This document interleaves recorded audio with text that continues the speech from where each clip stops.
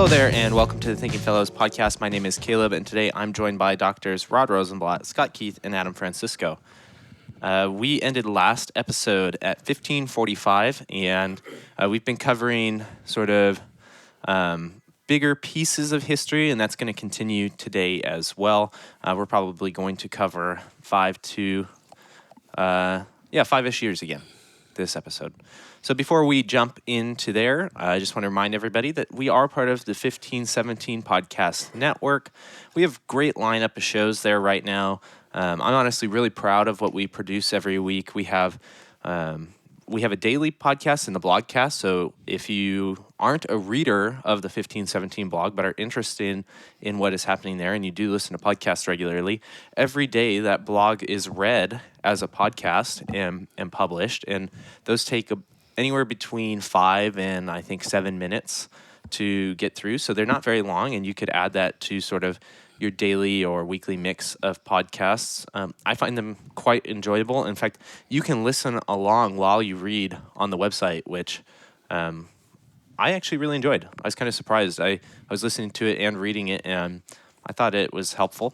And so I would check that out if you're looking for something sort of short and daily. We also have a couple exegetical podcasts. If you're interested in diving into the New Testament and the Old Testament deeper, we have 30 minutes in the New Testament and 40 minutes in the Old Testament available. So go check out all of the shows over there. It's certainly the type and the breadth of content is not lacking. So that's, again, 1517.org/podcasts. One other note before we jump into the show. If you are looking for a speaker for your church, you can contact us on the speakers page. It's 1517.org/speakers. If you go on that page, there's a contact and a form you can fill out.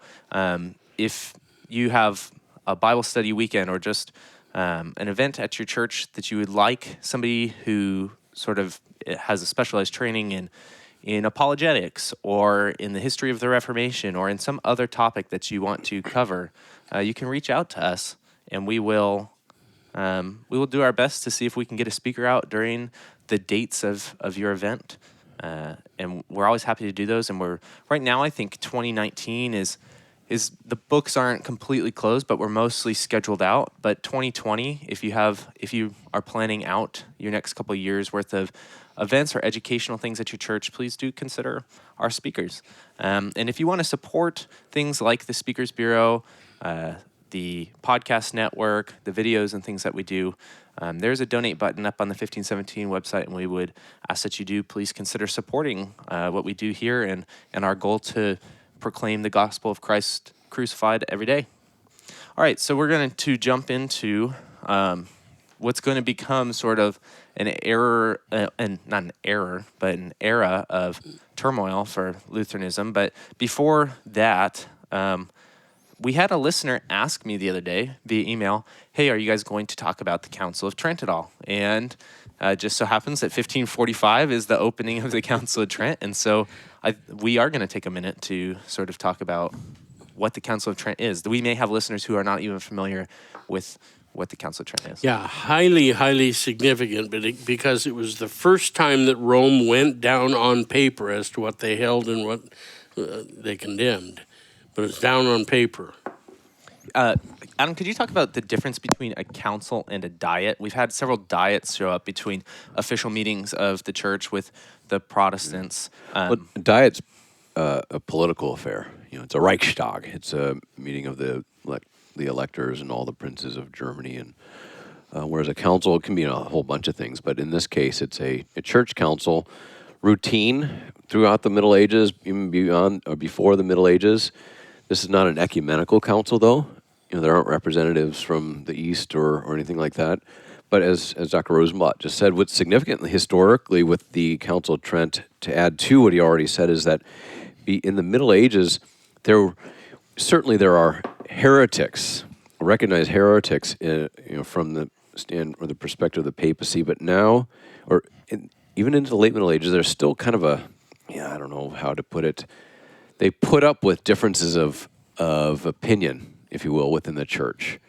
And then at the Council of Trent, we all of a sudden have like an official formula of what Roman Catholicism is, where they put themselves down on paper as, if in terms of the doctrine of justification, as enemies of the doctrine of justification by grace through faith on account of Christ alone.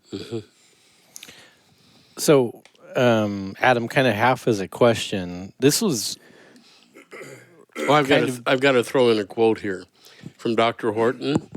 At Trent, Rome anathematized the gospel. Well, indeed. It is certainly not friendly. No. well, that was kind of disappointing to the Lutherans in general.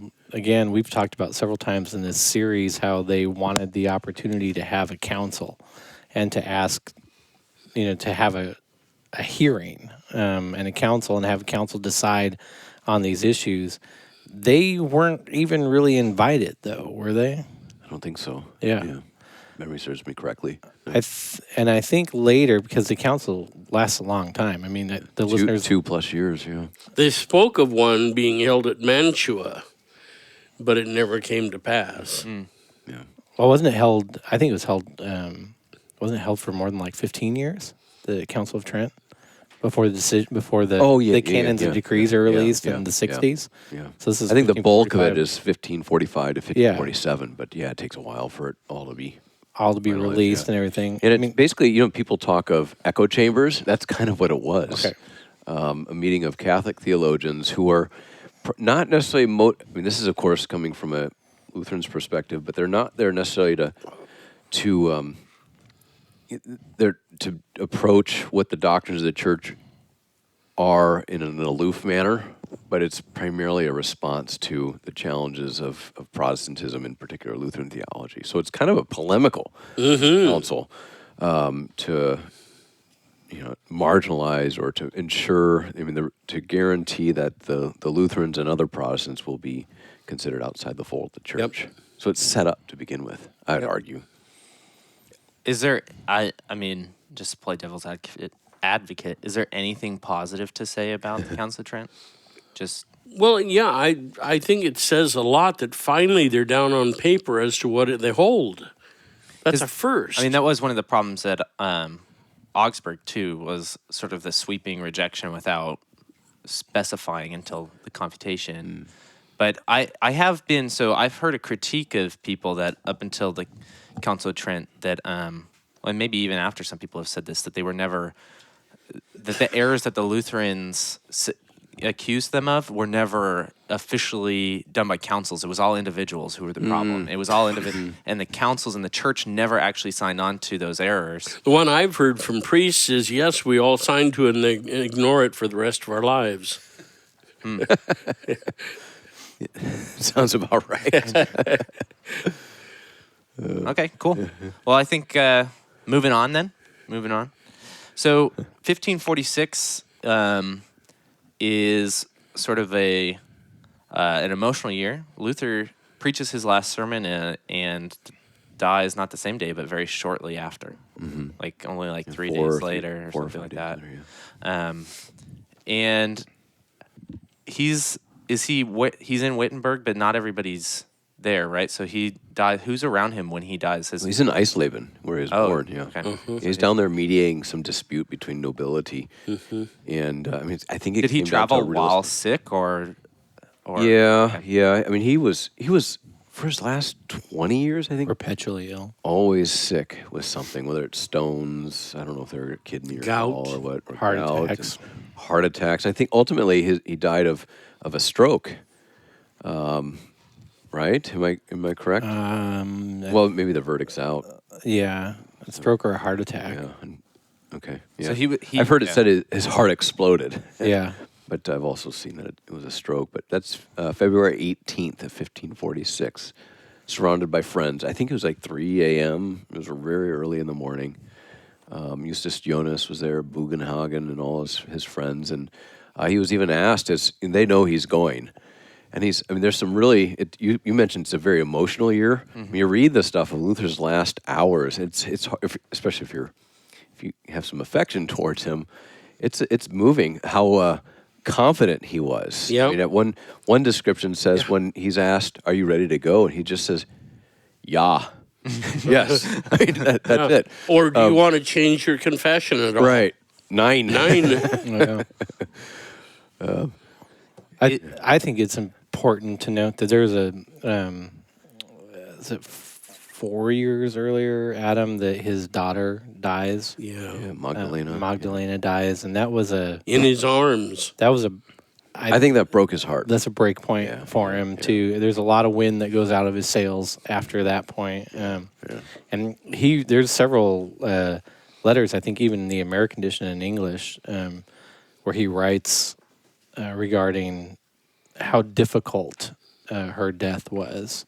Yeah. And even some correspondence regarding the conversations that they had as she was dying. Mm-hmm. And there's, I can't even imagine that. I mean, it's, Mm-hmm. so 4 years later when he asks, are you ready to go? And he says, yeah, some of that's not too surprising to me once he's, Sort of heartbroken. so much has gone on, so much turmoil. He's been so sick. His daughter dies, his beloved daughter dies. 4 years prior to that, breaks his heart. He's seen his Bible published, and I think that's huge for him. So, And then, as I've been doing some research for a chapter we're doing together, it's interesting. So Melanchthon preaches at his funeral. Mm-hmm. yeah, Which he sure does. some people are surprised about because he had closer personal friends than Melanchthon. But Melanchthon ends up preaching, which is also sort of an interesting point because Melanchthon's never called to a particular congregation, right? But in this instance, he preaches it. Is there anything else significant about that besides that we see Melanchthon, who's usually the teacher, taking up the role of preacher, which is what, if you look at the contrast between Luther and Melanchthon, you'd say the teacher and the preacher, right? And Melanchthon sort of takes up that mantle for a day. Yeah, I mean, we don't have time, and I actually don't have the inclination to get into trouble to talk about it that much. But Timothy Wangert suggests that our view of Melanchthon as a layman is completely inaccurate. That there would have been Wangert argues that there would have been a category for Melanchthon as clergy in that day and age, even though he wasn't a normal preacher in a congregation. And so we actually don't know how common or rare it would have been for Melanchthon to be in that pulpit. We know that it's not his regular call. Sure. But we also don't know that it was unheard of for him to step into that pulpit. It's not.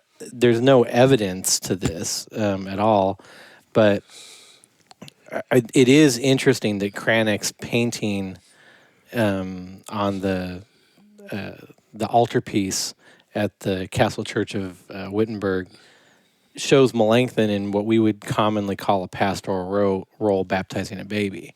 So there's some of that we have to be careful that we're not taking sort of our modern approach to the call and to the office of the ministry and imposing it back onto them. Always a good historical a priori. Yeah. So, and some of this is just the reality. We don't know it all. So the systems are not. I mean, there's probably written somewhere, but that's not all been translated. And that's not. And there's been some research done on it. Wangert, I think, has done some extensive research on it, and he is convinced that we don't see this accurately. Okay. So, I think the more interesting thing is there's an article by named James Michael Weiss called "Erasmus at Luther's Funeral," where he argues that Melanchthon's funeral oration at Luther's funeral might as well have been Erasmus for how much Melanchthon chastises Luther. Oh my gosh!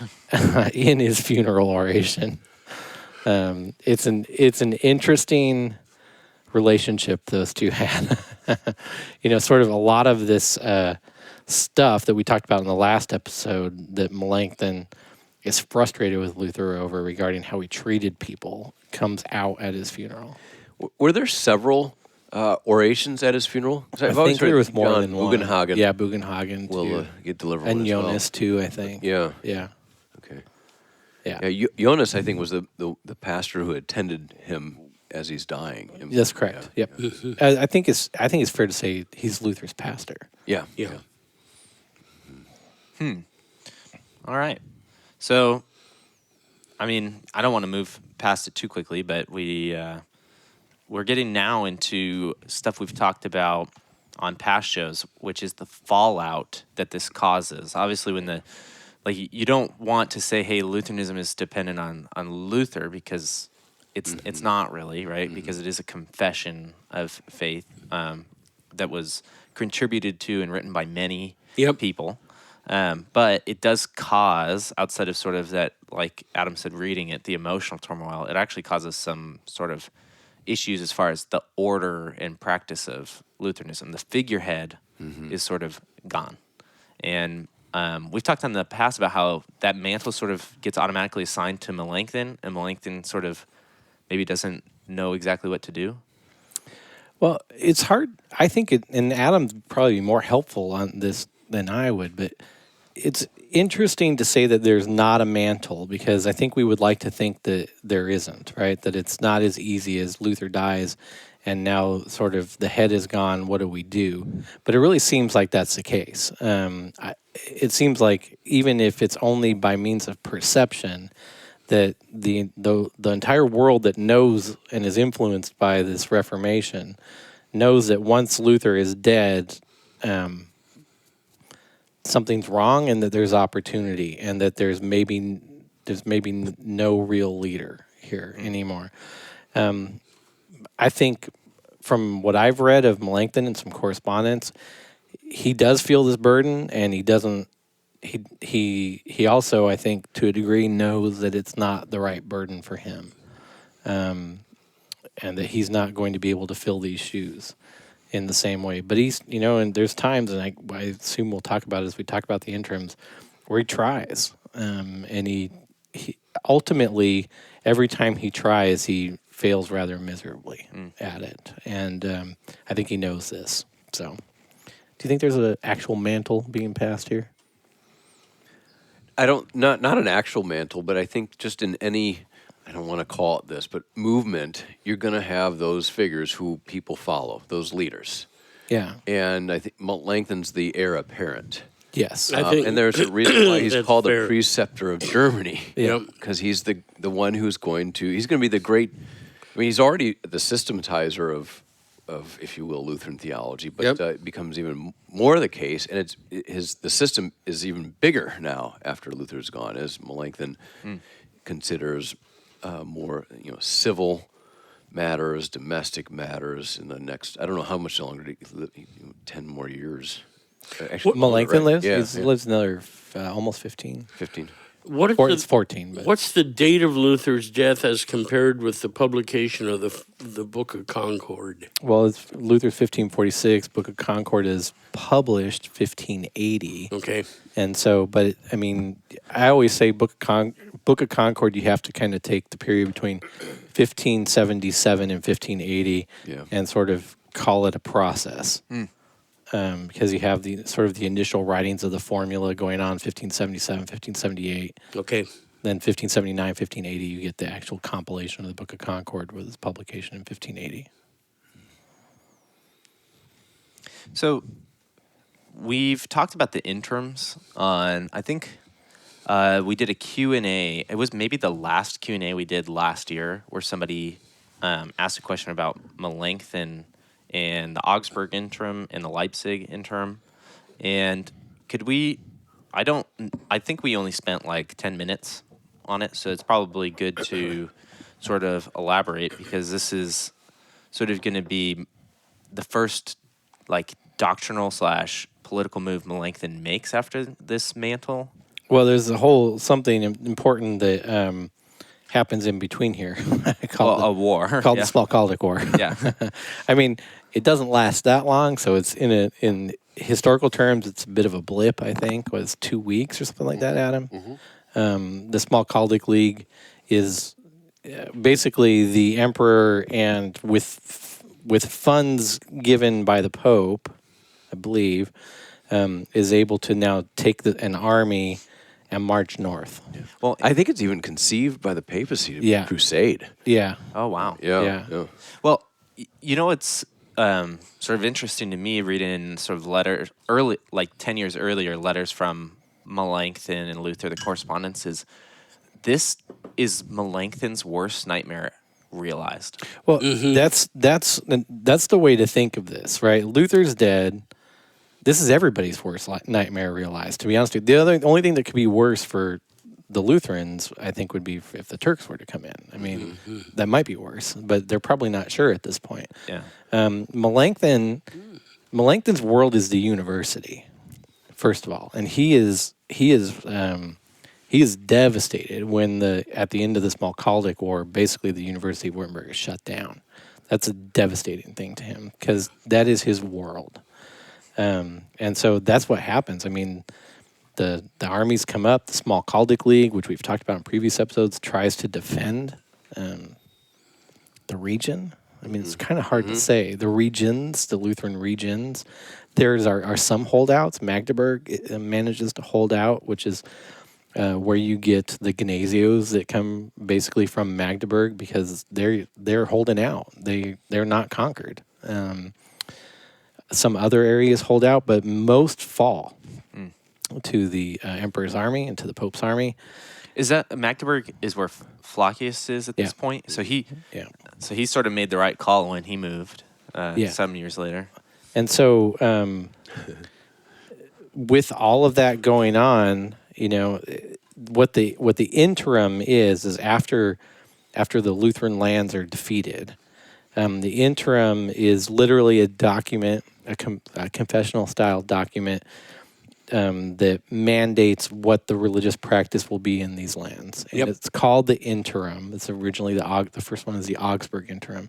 It's called the interim because it's a decision before the decision made. The final decisions will be made by the Council of Trent, which is just convening. So it's the decision for the interim period. This in between time. That's why they're called the interims. The first one, the Augsburg interim, I mean, really nobody likes. It's just not a good solution, which is why you get two interims in 1 year, right? Two interim documents in 1 year. Nobody likes this. It's this sort of seems to be the papist MO. It's hastily prepared.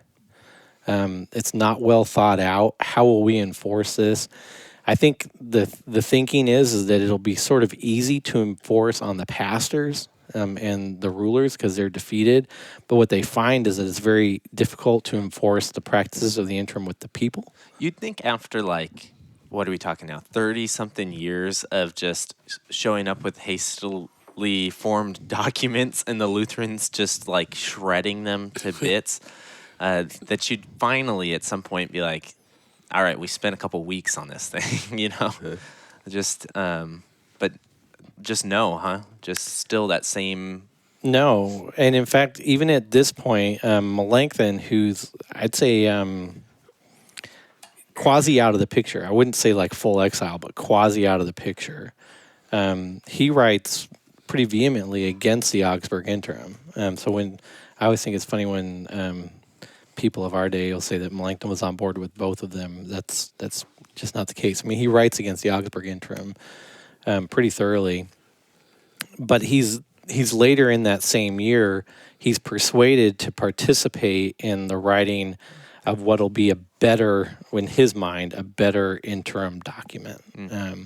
So later in 1548, he's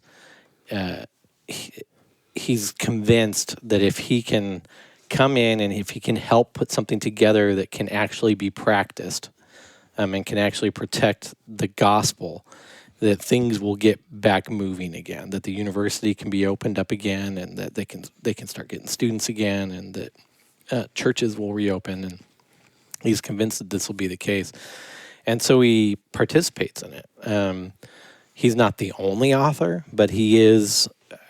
I would say, if anybody's like Adam talks about editing a volume, or you talk about editing a volume, he's kind of the editor of this volume, right? So that he does write some of what's in there, and other people write some of what's in there, but his main role is like an editor of this thing, kind of taking it, rearranging words, rearranging phrases to make them more acceptable by both sides. I mean, just stuff that he's actually pretty good at. Well, and when you do that in modern times, even though you ask other people to write sections, you put the editor should really be editing, because at the end of the day, you put your seal of sort of approval. Well, and his name gets intimately attached with it, or attached to this, right? Mm-hmm. But the thing that he does not do well is he does not consider what the reaction will be from the holdouts. So, if that make any sense? So there are these holdouts, specifically those that are in Magdeburg, this whole free city that held out, where there are now several prominent Lutheran theologians who get a hold of this interim, and they basically call it synergism. They call him a synergist for participate. That's somebody who promotes that we cooperate in our salvation. That this is his theology. They go back and find evidence in prior versions of the Loci that this has been his theology all along. And I mean, it's a pile-on, it's pile-on, it's pile-on. Well, and then we've talked about too, that's where some people will cite his disapproval of the bondage of the will. Right. So this literally, his participation in this becomes the biggest mistake of his life. The church historian Schaff, in his introduction on Creeds and Confessions of the Church, says that this is the mistake of Melanchthon's life, though it's one of the most well-intentioned mistakes a person could make. Because really, he's trying to get pastors back in their jobs. He's trying to get people back in their homes, students back in the universities. Sure. He's trying to get society functioning again in some way. And there is just no relief for him after this. Literally, after 1548, there's no relief for Melanchthon because of this document. And following that, too, there's going to be sort of public controversy, right? So we have a couple, the third use of law argument comes back up again after this, arguments over adiaphora, and particularly the way we worship and the way worship is done in Lutheran churches is now like pretty contentious, because you have now two areas, right? People who were defeated at Smalcald and Magdeburg, the Gymnasios, right? Well, yeah. So I mean, that actually is gonna. I don't know. I feel like we're still feeling the effects of some of that in Lutheranism today. Well, we sure are. I mean, the argument becomes here. So Melanchthon gives on matters of religious practice. Okay, so this is what he claims all along. He claims all along that where I gave in the Leipzig interims, I gave on matters of religious practice that did not affect the gospel. And for those matters of religious practice which do not affect the gospel, he says those matters are adiaphora and or indifferent. In other words, we could practice them, we could not practice them, and our practicing or not practicing would not influence the proclamation of the gospel or the right administration of the sacraments. Okay? So he says we give on these issues. What the Gymnasios argue is that the matters in which he gave some concessions are indeed not adiaphora because they do infringe on the proclamation of the gospel.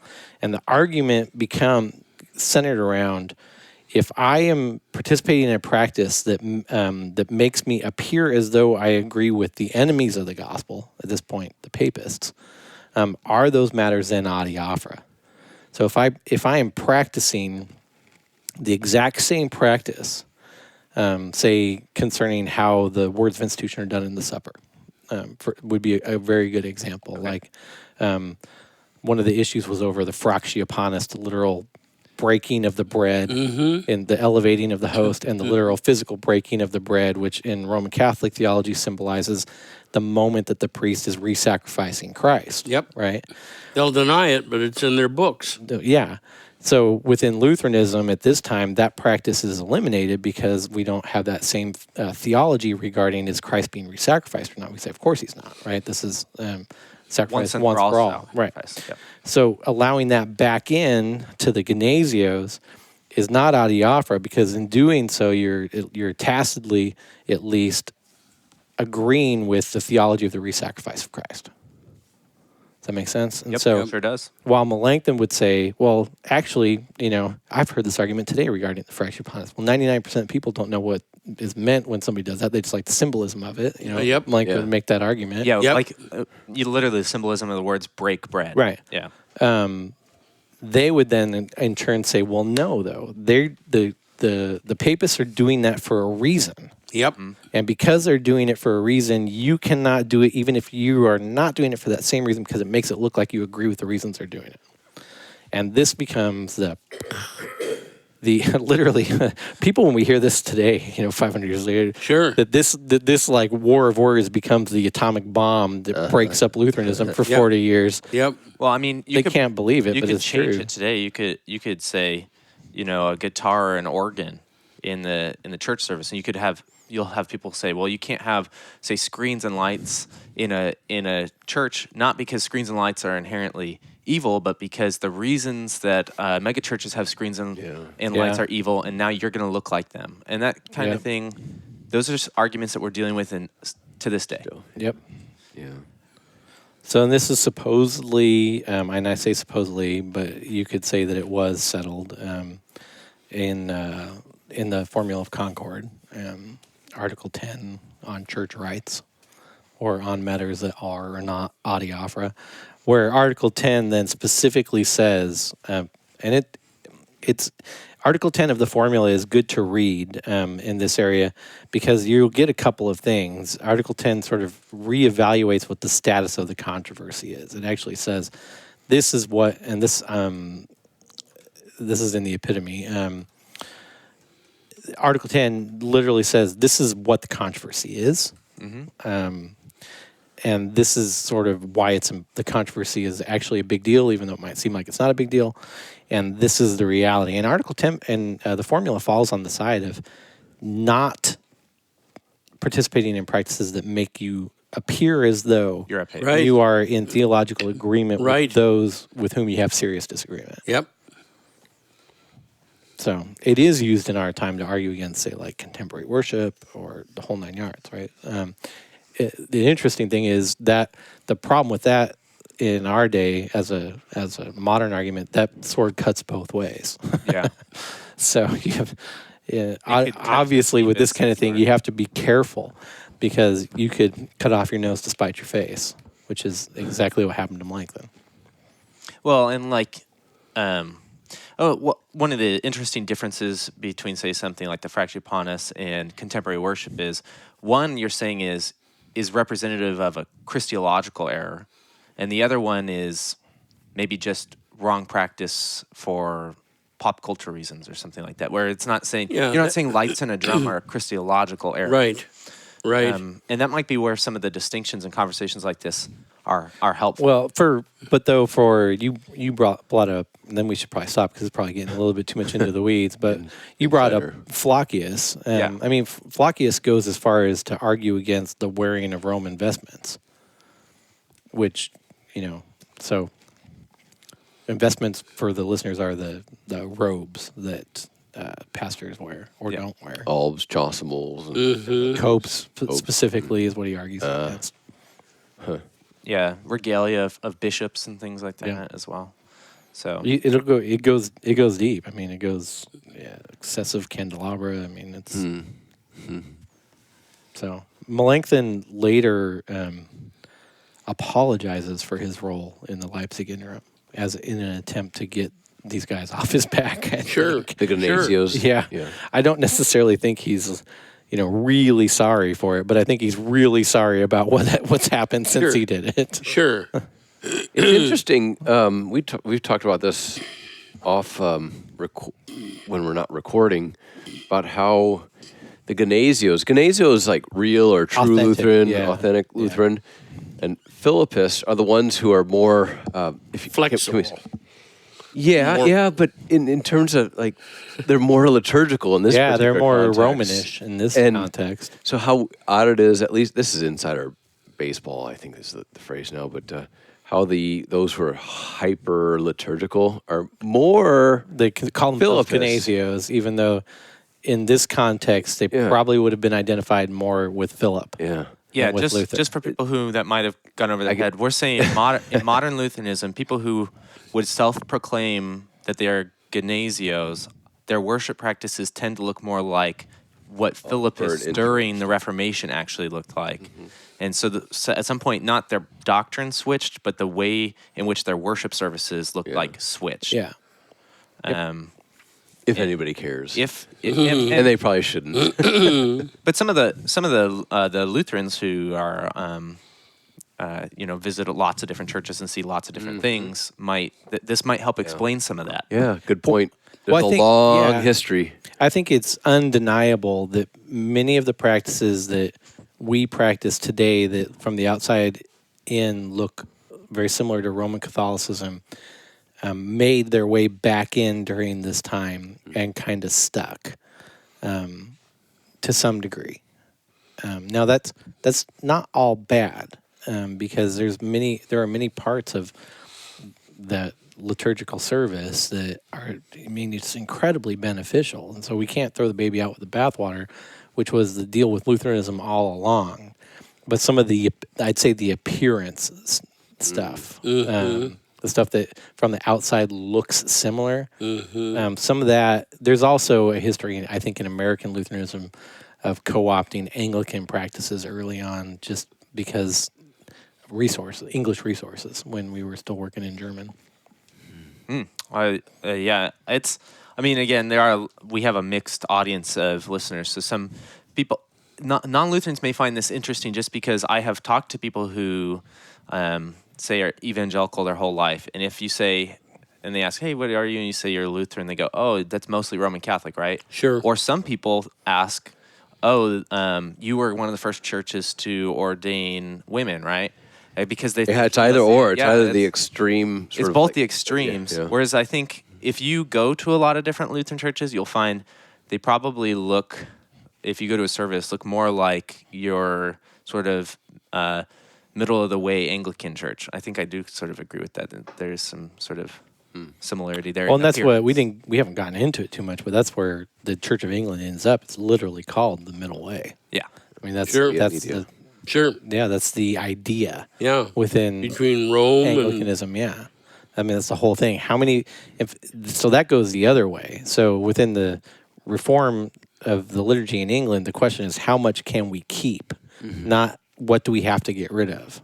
They're really asking how much can we keep, and I think they find that they can keep most of it.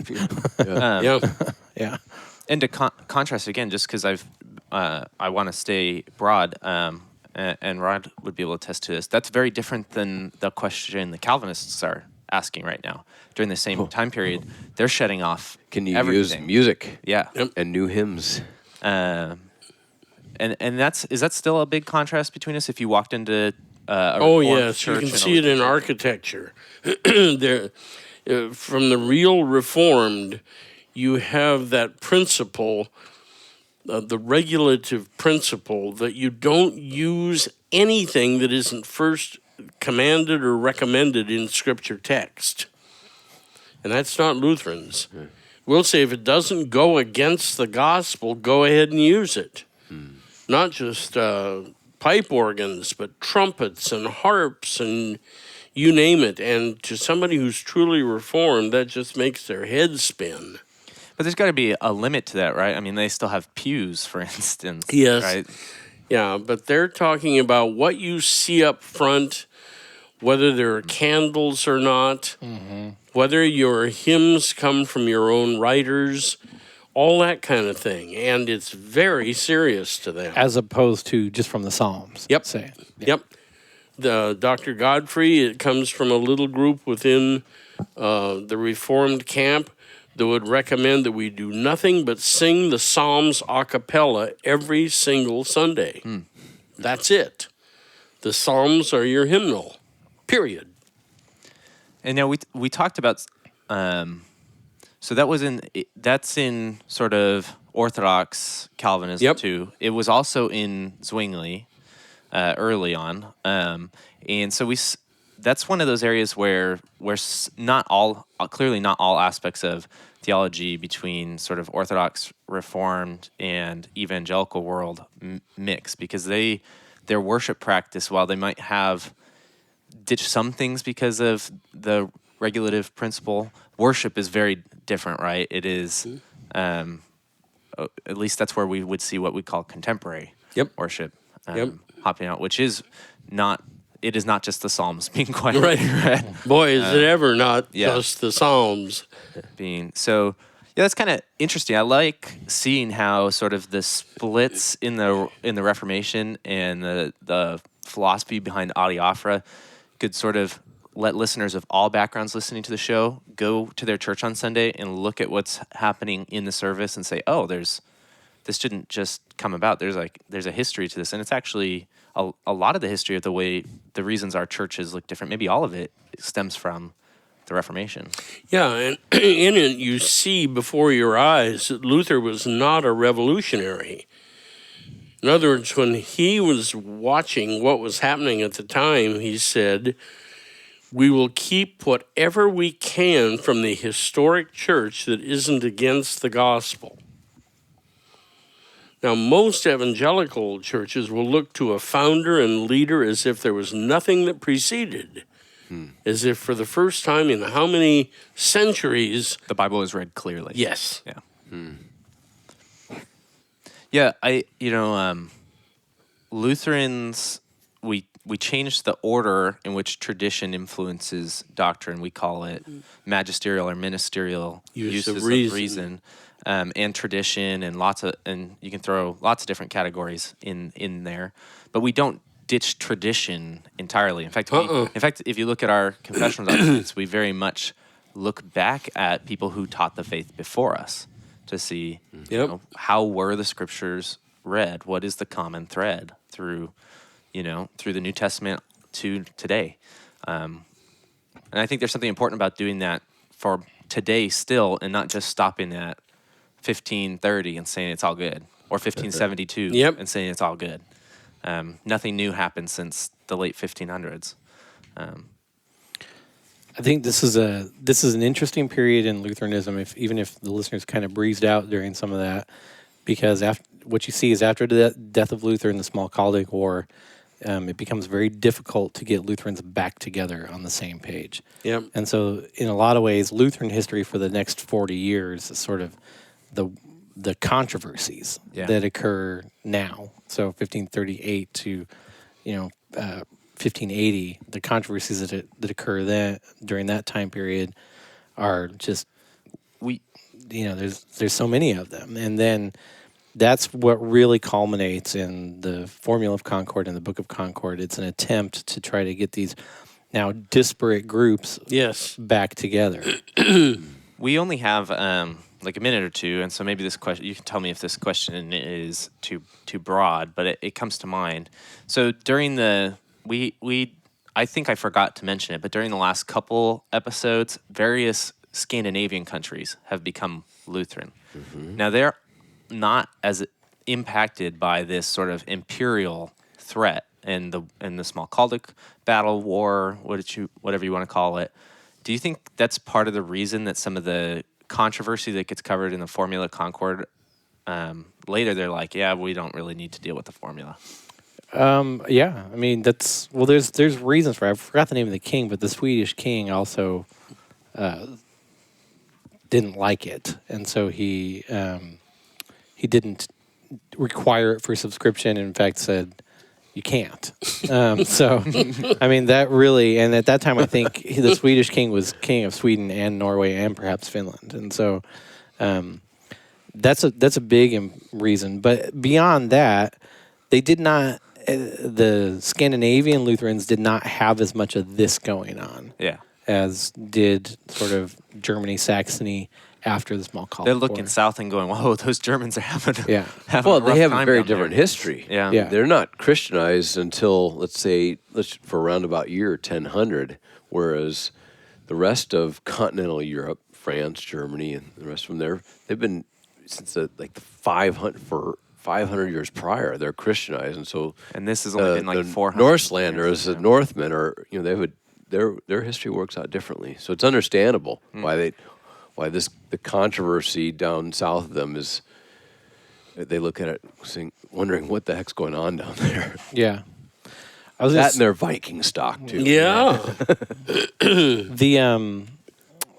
both of these, the Leipzig and the Augsburg interim, are available in the Kolb-Nestigen Sources and Context of the Book of Concord. Okay. The Augsburg interim, I know, is translated by Oliver Olsen. I think he might have done Leipzig interim too, but I'm not sure. But the Augsburg interim is a very good translation, and it's very easy to read. So I'd say if people want to know what's actually going on in there, take a look at it. That's a worthwhile book. Okay, I'll put those resources in the show notes. Hey, thank you for listening to this episode. Thanks for hanging on with us. If you are not Lutheran, through some of the insider stuff, but I do hope it is helpful for people, and maybe you will this Sunday when you go to church look in and say, hey, some of what I'm seeing here was definitely influenced by this history that I've been listening to. Don't do that, and don't blame me, and don't get me into trouble. Well, I'm saying non. You can do it, just don't get worked up about it. Yeah, just don't. And don't be surprised if you see candles and the pastor in funny robes. Expect it. Yeah, and again, just for reiteration, because Scott doesn't want to get in trouble here, I'm not saying there's anything wrong with a lot of that. I'm just saying that we are not often good students of history about how we ended up where we are with some of these practices, and that there was not tons of unified practice on this stuff always, and that some of this made its way in because of our history, and part of our history is being a conquered people for a period of time after the Reformation. Hope that clarifies enough. I think it does. I think it's okay. I think it's good, and I don't think, at least the way I've heard it, I don't think we presented this negatively, even when it came to traditions outside of our own. So, if you have questions about stuff we've done in the series, I've gotten a couple were too technical to do on the show, but I've been responding to emails too. So if you do have questions about various pieces of history, feel free to email us. We'll try to get to them either on the show or via email. You can subscribe to the Thinking Fellows on your favorite podcasting app if you've been listening to this online, or maybe this is your first time hearing the show just because of a search on a podcasting app. Please do give us a subscribe and a rating. It really helps a lot in our searchability and our ability to continue doing this show. All right, thanks for listening. We'll catch you next time. Bye.